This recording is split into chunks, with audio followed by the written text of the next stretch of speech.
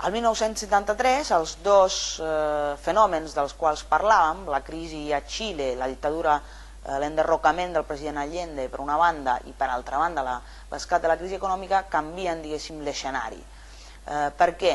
Perquè en el cas italià la majoria de les forces polítiques o les grans forces polítiques, sobretot el Partit Comunista Italià, comença a pensar que a Itàlia també hi podria haver-hi una evolució de l'escenari en salsa xilena, per dir-ho d'alguna manera, i per altra banda la crisi econòmica comença a generar un canvi de cicle també en les lluites sindicals, perquè ja no estem en un moment d'expansió, sinó que ens trobarem a defensar el que hem conquerit.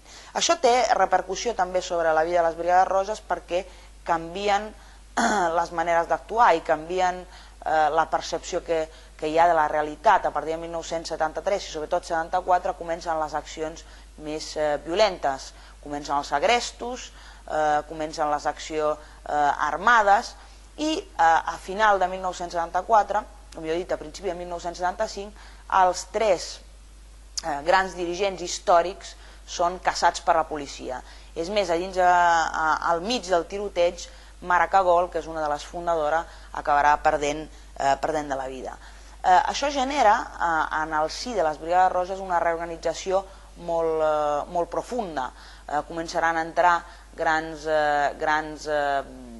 contingents de persones procedents d'altres organitzacions que s'han paulatinament radicalitzat i agafarà la batuda del grup Mario Moretti, que serà el dirigent històric, per dir-ho així, de la segona fase de les Brigades Roges.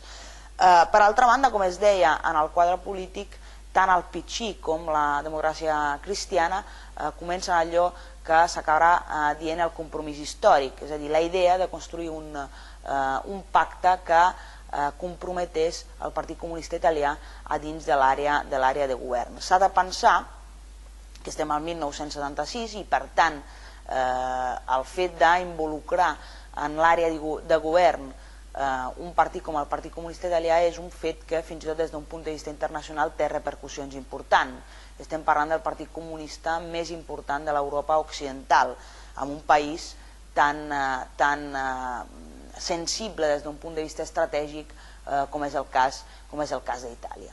A partir d'aquest moment, els objectius de la Brigada Roja seran fonamentalment anar al cor de l'Estat i per tant atacar directament representants i membres de l'Estat, ja fossin polítics, militars o membres de la magistratura.